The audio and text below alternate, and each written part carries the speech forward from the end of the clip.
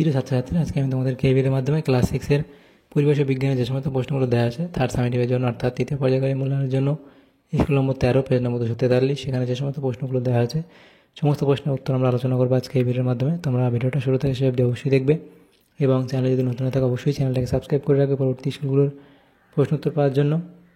এবং এর আগের স্কুলগুলোর প্রশ্ন উত্তর আমরা আলোচনা করে দিয়েছি, তোমরা প্লে লিস্ট থেকে সেই প্রশ্ন উত্তরগুলো পেয়ে যাবে, তোমরা সেখান থেকে সেই প্রশ্ন উত্তরগুলো দেখে নিও। আজকে আমরা আলোচনা করব এই 13 নম্বর স্কুলের প্রশ্ন উত্তরগুলো। তো এখানে দেখো যে প্রশ্নগুলো আছে এই প্রশ্ন উত্তরের আমরা পিডিএফ পরবর্তীতে আমাদের টেলিগ্রাম চ্যানেলে দিয়ে দেবো। তোমরা প্লে লিস্ট থেকে তোমরা আমাদের যে ডেসক্রিপশানে টেলিগ্রাম চ্যানেলের লিঙ্ক দেওয়া আছে সেখানে যুক্ত হয়ে যাবে, তাহলে পিডিএফগুলো তোমরা সেখান থেকে পেয়ে যাবে পরবর্তীতে। তো এখানে 21টা প্রশ্ন দেওয়া আছে, 1 নম্বর করে দেওয়া আছে। একের দাগে কি প্রশ্ন বলা আছে, সঠিক উত্তরটি নির্বাচন করো। একের দাগের 1 বলা আছে, দেখো যন্ত্রের চলমান অংশে ঘর্ষণ কমাতে কি ব্যবহার করা হয়, তাহলে সেটা হবে অপশান বি অর্থাৎ পিচ্ছিলকারক তেল। পরবর্তী প্রশ্ন কি মানুষের হাত কোন শ্রেণীর লিভার, সেটা হবে অপশান এ অর্থাৎ তৃতীয় শ্রেণীর লিভার।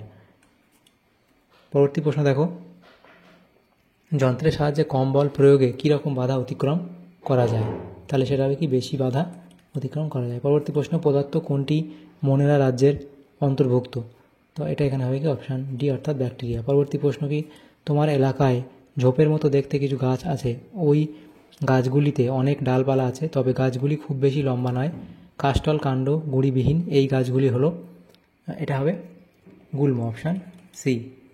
এর পরবর্তী প্রশ্ন দেওয়া আছে, দেখো সঠিক জোড়টি নির্বাচন করে লেখো। তো এখানে যেটা সঠিক জোড় হবে সেটা হচ্ছে ব্যাং উভচর নোটোকডের পরিবর্তে মেরুদণ্ড থাকে। পরবর্তী প্রশ্ন কি দেওয়া আছে, দেখো কোন বিজ্ঞানী শুঁয়োপোকাদের সারিবদ্ধভাবে চলবার একগুঁয়ে স্বভাব নিয়ে গবেষণা করেন, তো এটা এখানে তোমাদের হবে কি জ্যা আরি ফেবা। পরবর্তী প্রশ্ন তিমি জলে থাকলেও কিসের সাহায্যে শ্বাস নেয়, ফুসফুস অপশান বি। এর পরবর্তী প্রশ্ন মৌচাকে মোম এবং মধু তৈরিতে কোন মৌমাছি অংশ নেয়, তাহলে লিখবে শ্রমিক মৌমাছি অপশান বি। এর পরবর্তী প্রশ্ন নিম্নোক্ত কোন বর্জ্য পদার্থটি কিছুদিন রেখে দিলে সহজে মাটিতে মিশে যায়, তাহলে সেটা হবে কি অপশান ডি অর্থাৎ কলার খোসা। এর পরবর্তী প্রশ্ন চাষের জমি থেকে কোন বর্জ্য পদার্থ পাওয়া যায়, তো এটা এখানে হবে ডিডিটি অপশান এ। এর পরবর্তী প্রশ্ন ফেলে দেওয়া কোনো জিনিস থেকে নতুন কাজের জিনিস তৈরি করাকে কি বলা হয়, তাহলে এখানে অপশান সি অর্থাৎ রিসাইকেল। এর পরবর্তী প্রশ্ন দেখো ফিল্টার কাগজের মতো ছাঁকনির সাহায্যে তরল ও কঠিন পদার্থকে আলাদা করার পদ্ধতিকে কি বলে, পরিস্রাবণ বলে অপশান বি। এরপরে আছে পদার্থ কোনটি লব্ধরাশি নয়, সেটা হবে অপশান ডি অর্থাৎ সময়। এরপরে আছে আর্জেন্টাম হলো, তো এটা হচ্ছে এখানে সিলভার অপশান বি। এর পরবর্তী প্রশ্ন দেখো ক্লোরিনের একটি অণুতে উপস্থিত পরমাণুর সংখ্যা কত, তাহলে ক্লোরিনের একটি অণুতে উপস্থিত পরমাণুর সংখ্যা কত, সেটা হবে অপশান সি অর্থাৎ 2টি। কানায় কানায় জল ভর্তি, এখানে দেখো কানায় কানায় জল ভর্তি কোনো গ্লাসের মধ্যে আঙুল ডোবালে কিছুটা জল পড়ে যায়, যেটুকু জল পড়লো তা হলো ওই আঙুলের ওজনের মধ্যে ডোবানো অংশের দৈর্ঘ্য, ওজন, ভর নাকি আয়তন, তো এটা এখানে তোমাদের হবে কি আয়তন অপশান ডি। এর পরবর্তী প্রশ্ন কি তোমাদের ষষ্ঠ শ্রেণীর ছাত্রদের নিয়ে 4টি টিম যথাক্রমে ডব্লিউ, এক্স, ওয়াই ও জেড তৈরি করা হয়েছে। প্রত্যেক টিমের ছাত্রদের পুষ্টি ও স্বাস্থ্য পরীক্ষা করে দেখা গেল ডব্লিউ টিমের ছাত্রদের দৈর্ঘ্য বৃদ্ধির তুলনায় ভরের বৃদ্ধি বেশি হয়েছে, এক্স টিমের ছাত্রদের দৈর্ঘ্য বৃদ্ধির তুলনায় ভরের বৃদ্ধি কম হয়েছে, ওয়াই টিমের ছাত্রদের দৈর্ঘ্য ও ভরের বৃদ্ধি সামঞ্জস্যপূর্ণভাবে হয়েছে, জেড টিমের ছাত্রদের দৈর্ঘ্য ও ভরের বৃদ্ধি একেবারে হয়নি। তাহলে কোন টিমের ছাত্রদের পুষ্টি ও স্বাস্থ্য সবথেকে ভালো, তাহলে সেটা হবে অপশান সি অর্থাৎ ওয়াই। এর পরবর্তী প্রশ্ন কি সকল গতিশীল বস্তুর গতি হলো আপেক্ষিক গতি অপশান সি। পরবর্তী প্রশ্ন বলা আছে, দেখো এখানে এসআইতে গণবস্তুর ওজনের একক হলো নিউটন অপশান বি। তার পরবর্তী প্রশ্ন প্রথম শ্রেণীর খাদক হলো, এখানে হবে হরিণ অপশান বি। তাহলে এখানে যে প্রশ্নগুলো ছিল এমসিকিউ টাইপ প্রশ্ন সেগুলো হলো। 2 দাগের প্রশ্ন বলা আছে, দেখো নিম্নলিখিত প্রশ্নগুলি নির্দেশ অনুসারে উত্তর দেওয়া, বিকল্প প্রশ্নগুলি লক্ষণীয়। 14টা প্রশ্ন দেওয়া আছে, 1 নম্বর করে দেওয়া আছে। 2 দাগের 1 কী বলা আছে, ঠিক বা ভুল নির্বাচন করে লেখো। তো এখানে হচ্ছে কি লিন্ডম্যানের 90% সূত্রের লিন্ডম্যান 90% সূত্রের আবিষ্কারক, এটা ভুল, কারণ 10% সূত্রের আবিষ্কারক। অত দিয়ে প্রশ্ন পৃথিবীর সব খাবারের শক্তির উৎস সূর্য, এটা ঠিক। পরবর্তী প্রশ্ন একটি চৌম্বক পদার্থের উদাহরণ দাও, সেটা তোমরা লিখবে লোহা, এর পরবর্তী প্রশ্ন কী আছে দেখো, কোন যন্ত্র দ্বারা উদ্ভিদের বৃদ্ধি পরিমাপ করা হয়? সেটা হবে অক্সানোমিটার। এর পরবর্তী প্রশ্ন কি, আলো তীব্রতা পরিমাপের এককের নাম কি? ক্যান্ডেলা। এর পরবর্তী প্রশ্ন হচ্ছে কি বলা আছে দেখো, অ্যামোনিয়ার সংকেত লেখো। NH3। এরপরে আছে একটি ধাতুর নাম লেখো যা ঘরের উষ্ণতায় তরল, সেটা হলো পারদ। এর পরবর্তী প্রশ্ন কি, অথবা প্রশ্ন, এক্স একটি মৌল, এর একটি অণুতে 5টি পরমাণু থাকে, এক্স মৌলটির একটি অণুর সংকেত লেখো। তাহলে সেটা হবে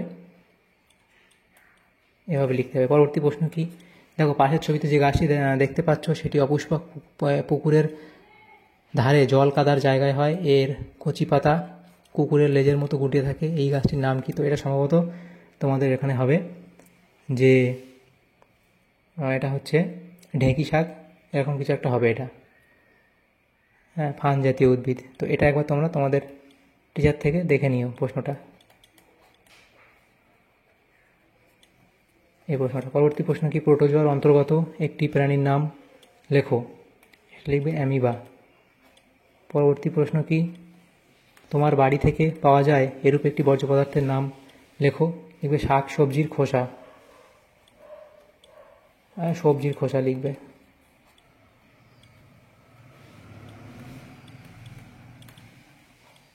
সবজির খোসা।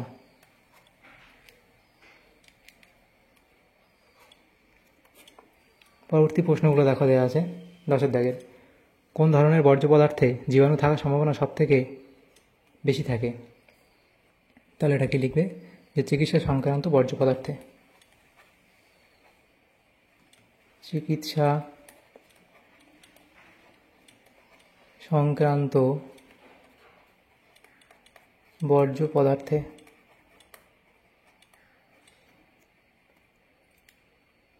এর পরবর্তী প্রশ্ন কি, দেয়ালে ছিদ্র করার জন্য মিস্ত্রিরা ড্রিল মেশিন ব্যবহার করে থাকেন, এটি কী ধরনের যন্ত্র? তাহলে এটা হলো জটিল যন্ত্র। এর পরবর্তী প্রশ্ন আছে দেখো, যন্ত্রে যে পরিমাণ শক্তি প্রয়োগ করা হয় সেই পরিমাণ কার্য পাওয়া যায় না কেন? তাহলে কি লিখবে, যে যন্ত্রে প্রয়োগ করা শক্তির একটি অংশ ঘর্ষণজনিত কারণে তাপ শক্তি বা শক্তিতে রূপান্তরিত হয়ে নষ্ট হয়ে যায়, এই নষ্ট হওয়া শক্তি কোনো কার্য সম্পাদনে ব্যবহৃত হয় না, তাই প্রয়োগ করা শক্তি ও প্রাপ্ত কার্যের পরিমাণ সমান হয় না। এরপর দিয়ে প্রশ্ন ছিল কি, একটি লিভারে কয়টি অংশ পাওয়া যায়? তাহলে একটি লিভারে কয়টি অংশ পাওয়া যায়? তাহলে লিখবে 3টি অংশ পাওয়া যায়, 3টি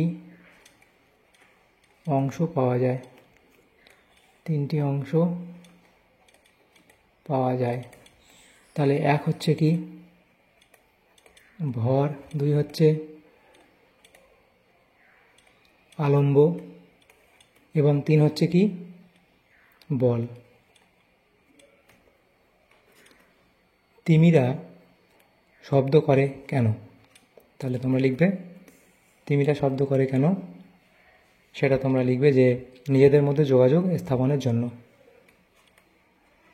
নিজেদের মধ্যে যোগাযোগ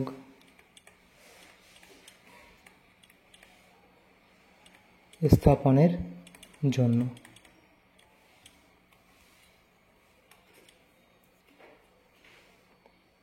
পরবর্তী প্রশ্ন, কোন ধরনের মৌমাছি ফুলের পরাগ মিলনে সাহায্য করে? আর লিখবে কি শ্রমিক মৌমাছি।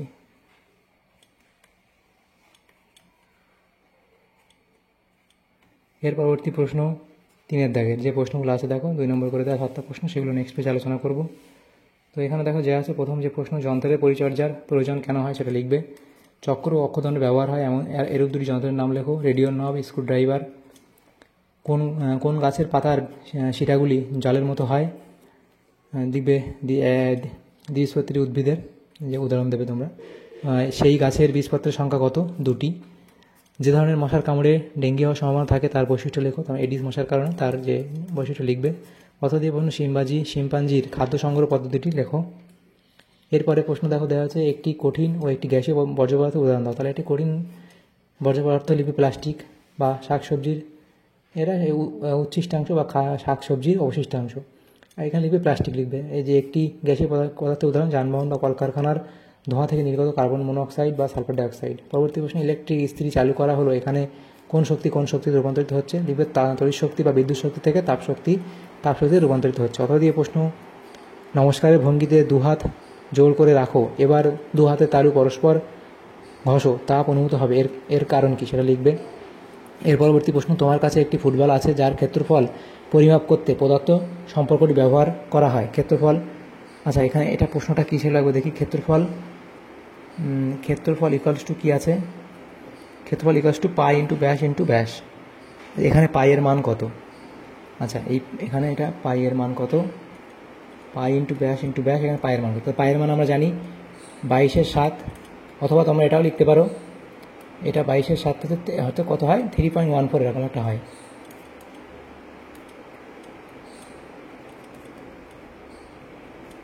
তাহলে 3.14, তোমার 22/7 পাইয়ের মান তোমরা 22/7ও লিখতে পারো, অথবা তোমরা 3.14ও লিখতে পারো, 3.14। এর পরবর্তী প্রশ্ন দেখো, গরমকালে তোমাকে 1 গ্লাস চিনির শরবত খেতে দেওয়া হলো, এখানে দ্রাব কোনটা? দ্রাব হলো চিনি, আর দ্রাবক হলো কি? জল। দেখো 4 দাগের প্রথম প্রশ্ন এখানে কি আছে? একটি স্প্রিংকে টেবিলের উপর আটকে দেওয়া হলো, একটি ক্যাম্বিজ বল। আচ্ছা এখানে দেখো এই যে প্রশ্নটা এখানে আসেনি কোনো কারণে, তো সেই প্রশ্নটা ছিল এখানে 4 দাগের 1-এর প্রশ্ন। সেটা হচ্ছে, একটি স্প্রিংকে টেবিলের ওপর আটকে দেওয়া হলো, একটি ক্যাম্বিজ বল ওই স্প্রিংটির ওপর রাখা হলো এবং বলসহ স্প্রিংটিকে জোরে চেপে সংকুচিত করা হলো, তারপর হাত সরিয়ে নিলে বলটা ছিটকে গেল কেন? যান্ত্রিক শক্তি কাকে বলে? তাই ছিটকে, এই দেখো এখানে যে ছবিটা আঁকা ছিল এটা কেন হলো সেটা তোমাদের লিখতে হবে এই অবধি, এবং যান্ত্রিক শক্তি কাকে বলে লিখবে এই অবধি। অথবা দিয়ে প্রশ্ন ছিল, খাদ্যের রাসায়নিক শক্তি বলতে কী বোঝায়? নবীকরণযোগ্য শক্তির একটি উদাহরণ দাও।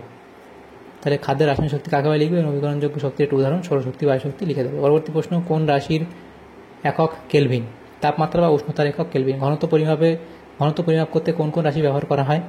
ভর এবং আয়তন ব্যবহার করা হয়। পরবর্তী প্রশ্ন, কার্বন ডাইঅক্সাইডের দুটি ধর্ম লেখো। কার্বন ডাইঅক্সাইডের দুটো ধর্ম তোমার লিখবে। বর্ষাকালে ভিজে কাপড় শুকাতে দেরি হয় কেন? সেটা লিখবে। এরপরে প্রশ্ন অথবা দিয়ে ধাতুর দুটি ধর্ম লেখো। তো ধাতুর এখানে এতগুলো ধর্ম আমরা লিখে দিয়েছি, যে কোনো দুটো তোমরা লিখবে এখান থেকে। বাতাসে থাকে এরকম একটি নিষ্ক্রিয় গ্যাসের নাম লেখো, আর্গন অথবা নিয়ন। এর পরবর্তী প্রশ্ন দেখো, জৈব অভঙ্গুর বর্জ্য পদার্থ কাকে বলে? তাহলে জৈব অভঙ্গুর বর্জ্য পদার্থ কাকে বলে লিখবে, দু একটা উদাহরণ দেবে। বাড়ি তৈরি করার সময় উদ্ভূত বর্জ্য পদার্থের একটি উদাহরণ। তাহলে বাড়ি তৈরি করার সময় দেখো ভাঙা ইট, পাথর অথবা সিমেন্টের বস্তা ইত্যাদি বর্জ্য পদার্থ তৈরি হয়। পরবর্তী প্রশ্ন, দুটি পরিযায়ী পাখির নাম লেখো। উই পোকা গাছের কাঠ অংশ হজম করে কিভাবে? সেটা লিখবে। পরবর্তী প্রশ্ন দেখো, জীবজন্তুর আচরণ নিয়ে গবেষণা করে বিখ্যাত হয়েছেন এরকম দুজন ভারতীয় বিজ্ঞানীর নাম লেখো। তো এগুলো লিখবে। তার পরবর্তী প্রশ্ন দেখো, মাছেদের পাখনার কাজ কি? তাহলে মাছেদের পাখনার কাজ সেটা লিখবে। পরবর্তী প্রশ্ন, দুটি বীজহীন উদ্ভিদের নাম লেখো এবং চুন নির্মিত খোলক কোন ধরনের প্রাণী দেহে পাওয়া যায় সেটা লিখবে। এটা হচ্ছে মোলাস্কা জাতীয় প্রাণীদের দেখা যায়। একটা উদাহরণ তোমরা দিতে পারো। এর পরবর্তী প্রশ্ন দেখো, চক্র ও অক্ষদণ্ড কি? তাহলে চক্র কি অক্ষদণ্ড কি লিখবো। বি আছে কি, চক্র ও অক্ষদণ্ডের ব্যবহার তুমি কোথায় কোথায় দেখেছো তা লেখো, এটা লিখবে। তাহলে দেখো আমাদের এখানে যে প্রশ্নগুলো ছিল ক্লাস 6-এর পরিবেশ বিজ্ঞানের 3rd সামেটিভের জন্য 13 নম্বর স্কুলে, সেগুলো আমরা আলোচনা করলাম আজকে এই ভিডিওর মাধ্যমে। তোমাদের যদি সামান্যতম উপকার এসে থাকে ভিডিওটা অবশ্যই একটা লাইক করবে এবং বেশি বেশি করে বন্ধুদের সাথে শেয়ার করবে। আর পরবর্তী স্কুলগুলো প্রশ্নোত্তর পাওয়ার জন্য অবশ্যই তোমরা আমাদের চ্যানেলটাকে সাবস্ক্রাইব করে রাখবে, যারা এখন আমাদের চ্যানেলটাকে সাবস্ক্রাইব করোনি। Thank you, thanks for watching.